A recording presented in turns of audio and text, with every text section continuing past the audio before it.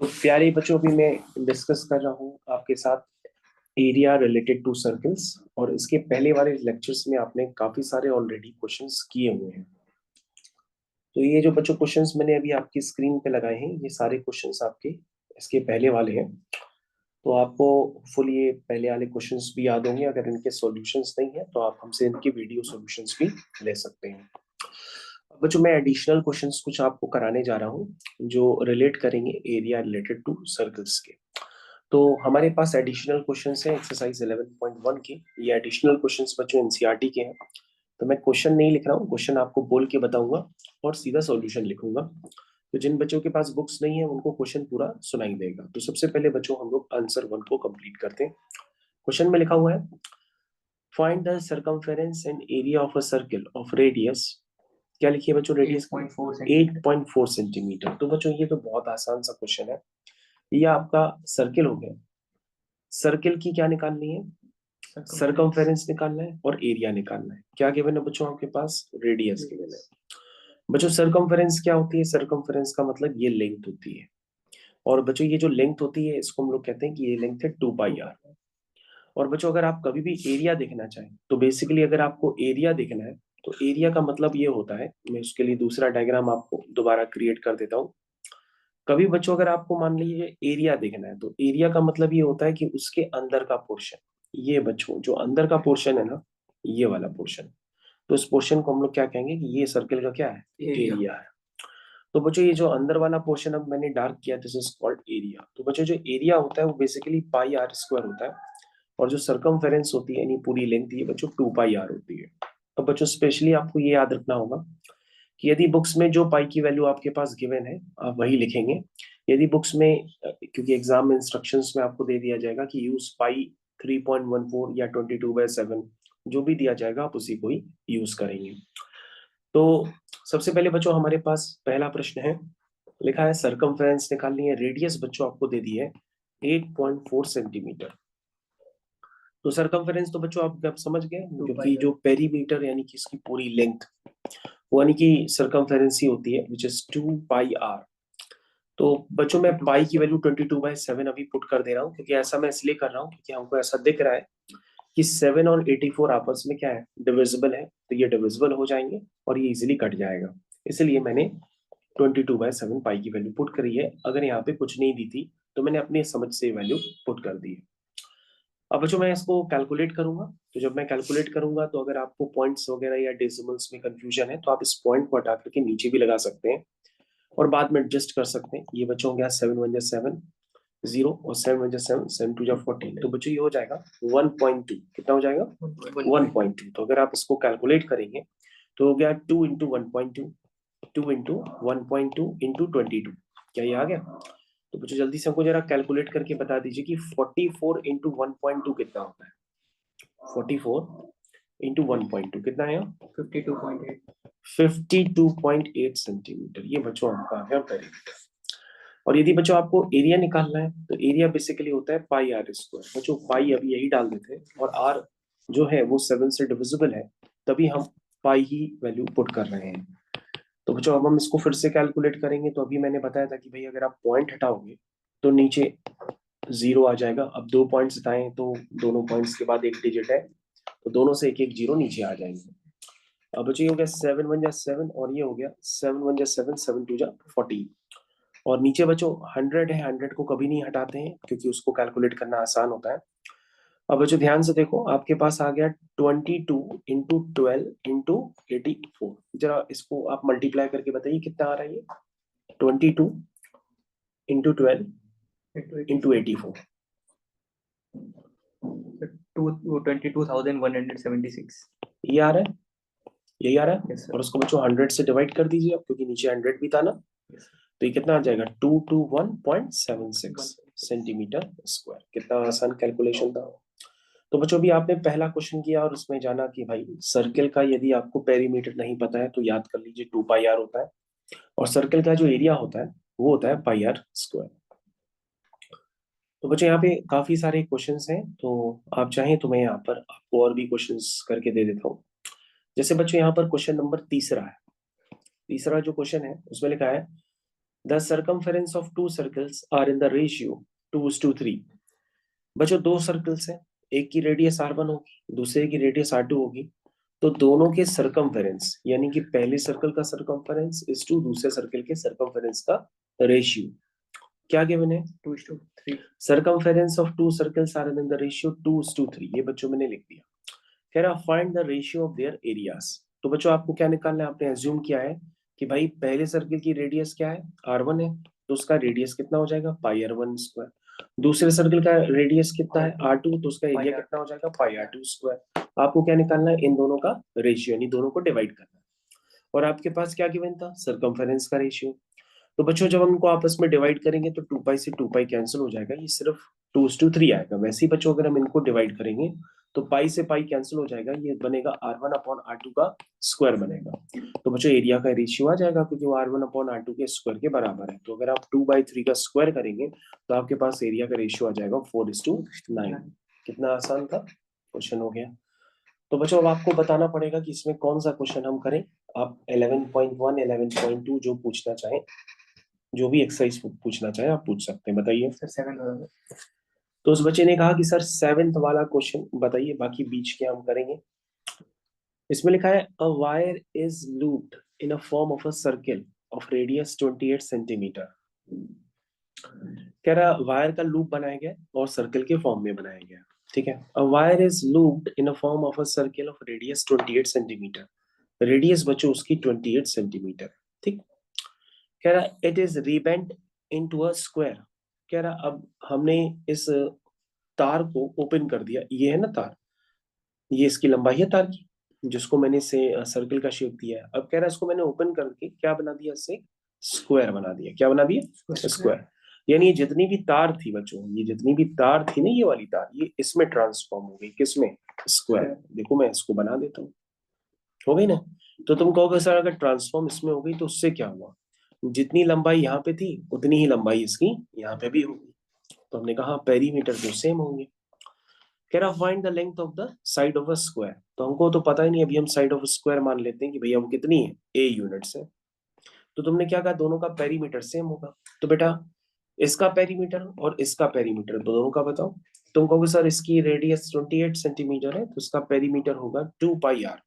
2 पाई r, पाई की value बच्चों put कर देते हैं अभी।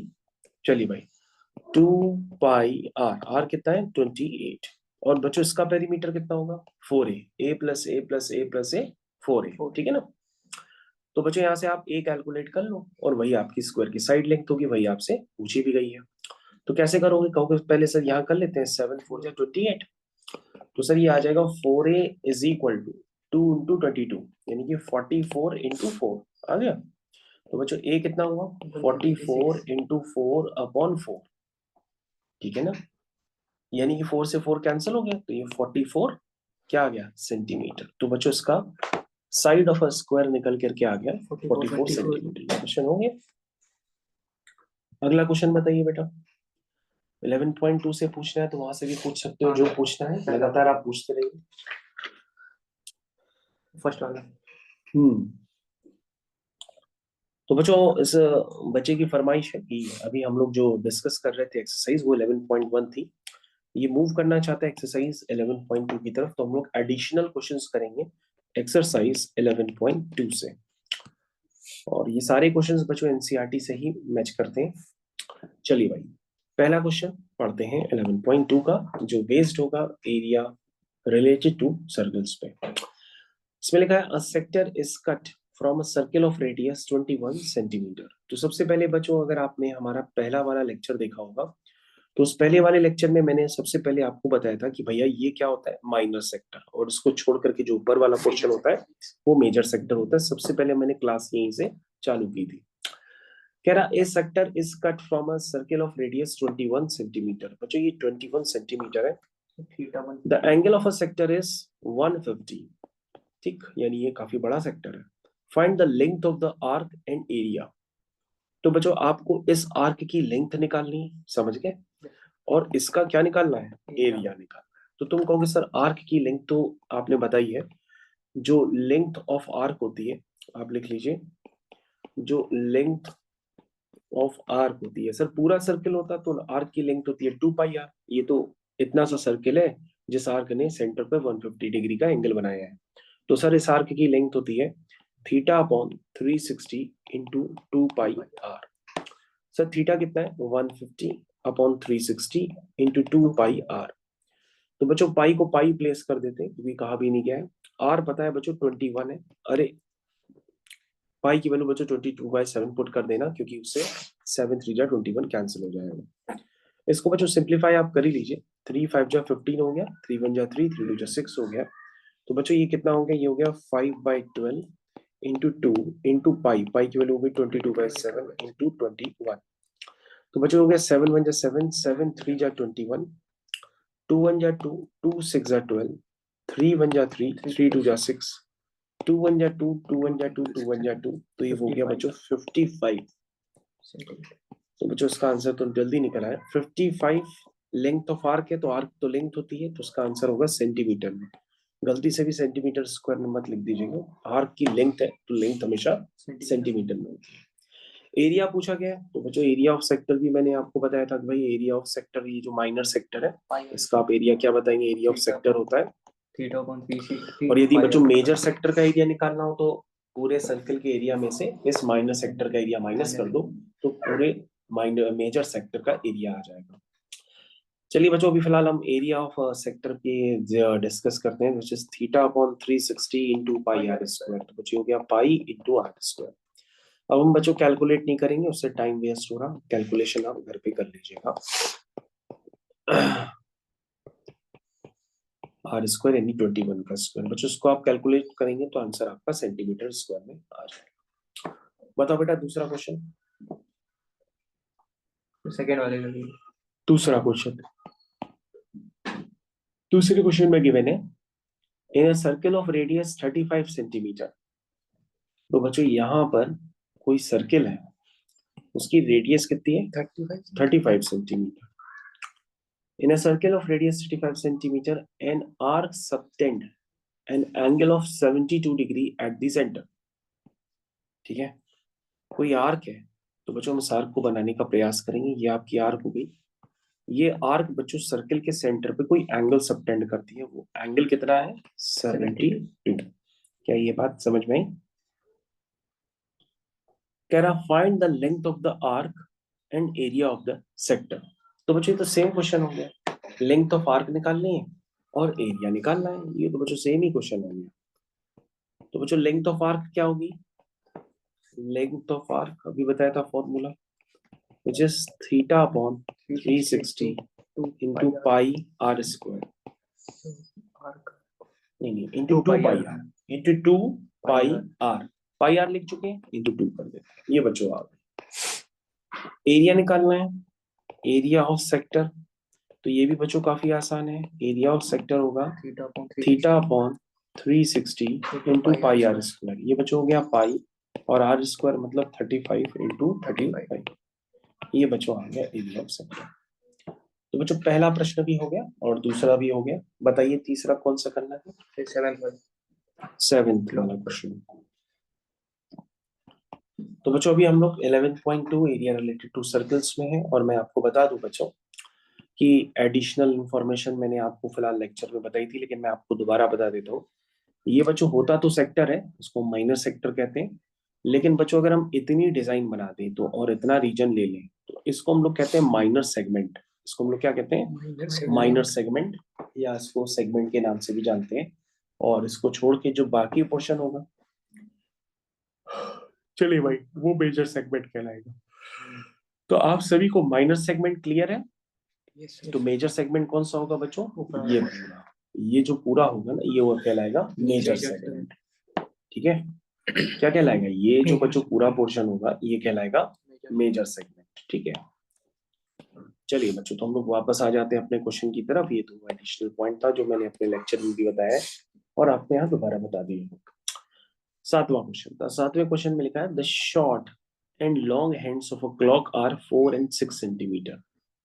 ठीक है, तो मैंने एक घड़ी बना ली है बच्चों। घड़ी में यहाँ पे 3, यहाँ 9, यहाँ 12, यहाँ पे 6। कह रहा एक शॉर्ट हैंड होती है, शॉर्ट हैंड वाली कौन सी सुई होती है बच्चों, आर वाली होती है, ठीक है, ये शॉर्ट हैंड वाली सुई। और बच्चों मिनट मिनट वाली सुई बड़ी होती है, बड़ी होती है ना, ये शॉर्ट हैंड और एक larger hand. The short and long hands are the clock of 4 and 6 centimetre. तो बच्चों ये 4 है, ये 6 है। Find the sum of distances travel by their tips. Okay, उनके टिप्स कितनी डिस्टेंस ट्रेवल करते हैं ये आपको बताना है। हालांकि क्वेश्चन तो कंप्लीट नहीं है, हाँ नहीं नहीं कंप्लीट है बच्चों। देखिए find the sum of distances travel by their tips in 2 days। Okay बच्चों 2 दिन में बताना है कि उनके टिप्स कितनी डिस्टेंस ट्रेवल करते हैं। तो बच्चों पहले तो आप ये देखिए कि भैया कि 2 दिन में वो कितने रिवॉल्यूशन होंगे आर वाली सुई के द्वारा। तो बच्चों आर वाली जो सुई होगी वो 2 दिन में कितना रिवॉल्यूशन करेगी, पहले आप 1 दिन में देखिए। तो 1 दिन में क्या होगा पहले वो देखिए। तो बच्चों क्या होगा 1 दिन में, पहले मान लीजिए 1 दिन में क्या होगा बच्चों, ये रात के 3 बजे घूम के आ गए सवेरे के 3 बजे, तो पूरा दिन थोड़ा ना होगा। तो 1 दिन में कितने होते हैं, 24 घंटे होते हैं। तो इसको क्या करना पड़ेगा, 2 बार रिवॉल्यूशन लेना पड़ेगा, है ना।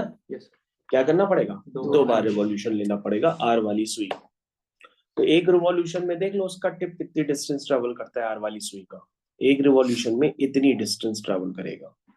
फिर 2 रिवॉल्यूशन में इतनी और डिस्टेंस ट्रेवल करेगा, तब जाकर के 1 दिन का उसका डिस्टेंस ट्रेवल आएगा। फिर आप 2 दिन का निकालने के लिए इंटू 2 कर दीजिएगा। तो डिस्टेंस ट्रेवल लिख दे direct, distance travel by R head in 1 day. तो 1 डे में कितना ट्रेवल करेगी, चलो लिखते हैं बच्चों। तो बच्चों ये जो पूरी डिस्टेंस ट्रेवल करेगी ये सरकमफेरेंस के बराबर करेगी। तो सरकमफेरेंस कितना होता है, 2 पाई आर। ये बात सबको हमारे हिसाब से क्लियर हो गई है। तो ये बच्चों जो डिस्टेंस ट्रेवल हुई है वो कितनी हुई है, ये आधे दिन की हो गई, यानी कि 12 घंटे की हो गई। लेकिन हमको 12 घंटा और ट्रेवल कराना पड़ेगा तभी पूरा 1 दिन होगा। तो बच्चों इसमें हम 2 और मल्टीप्लाई कर देंगे, ठीक है ना, क्योंकि इसको हमको डबल करना पड़ेगा। तो ये हो जाएगा distance travel by hour hand in 1 day, ठीक है। Now distance travel by hour hand in 2 days। तो इन 2, ये 1 डे में है तो 2 days में इंटू 2 कर दो। तो यानी कि distance travel by hour hand in 2 days। तो बच्चों इसमें 2 का मल्टीप्लाई कर दीजिए, यानी कि 2 इंटू 22/7 इंटू 4 इंटू 2 इंटू 2। तो बच्चों अगर आप इसको सॉल्व कर लेंगे तो आपका आंसर आ जाएगा, ठीक है। तो बच्चों ये क्वेश्चन जो है आपका 7वां क्वेश्चन है, आर हैंड द्वारा के टिप द्वारा चली गई डिस्टेंस है 2 दिन में इतने सेंटीमीटर। अब बच्चों बारी आती है मिनट हैंड की। जो मिनट हैंड है बच्चों उसकी रेडियस जो है 6 सेंटीमीटर है। तो बच्चों 2 दिन में पूछ रहा है कितना डिस्टेंस ट्रेवल करेगी। तो बच्चों मिनट हैंड जो होता है 1 दिन में कितना डिस्टेंस ट्रेवल करेगी, तो पहले तो वो आपको बताना है। तो तुम कहोगे सर मिनट हैंड तो हर घंटे में एक रिवॉल्यूशन देगी, है ना। मिनट हैंड हर घंटे में एक रिवॉल्यूशन देगी, यानी पहला घंटा में एक रिवॉल्यूशन हो गया, दूसरे घंटे में दूसरा रिवॉल्यूशन हो गया। तो जब वो पूरे दिन की बात आएगी तो वो कितने बार रिवॉल्यूशन होगी, 24 बार रिवॉल्यूशन होगी, क्योंकि 1 घंटे में 1 बार रिवॉल्यूशन होती है। तो 24 घंटे में 24 बार रिवॉल्यूशन होगी। और 2 दिन में कितना लगेगा, 24 इंटू 2 यानी कि 48 बार रिवॉल्यूशन, यानी 48 इंटू 2 पाई आर। ये बच्चों उसका आंसर आ जाएगा, समझ में आया। यानी कि distance travel by minute hand. तो बच्चों 1 दिन में कितना था, पहले 1 दिन का लिख लेते हैं, 24 into 2 into pi into r. ये बच्चों क्या था 1 दिन का। तो 2 दिन का क्या हो जाएगा, इंटू 2 कर दो। तो बच्चों ये आपका आंसर आ जाएगा सेंटीमीटर। हाँ बेटा और कोई क्वेश्चन आप पूछना चाहेंगे। 10th क्वेश्चन बेटा एग्जाम में नहीं है, मत पूछो, और पूछो। बाकी सेम है। कोई 11.3 से या आगे की कोई भी एक्सरसाइज अगर आपको पूछनी है तो अभी आप पूछ सकते हैं, या तो हम इस पे ब्रेक ले लेते हैं, कोई बात नहीं, पहले इतना करना है।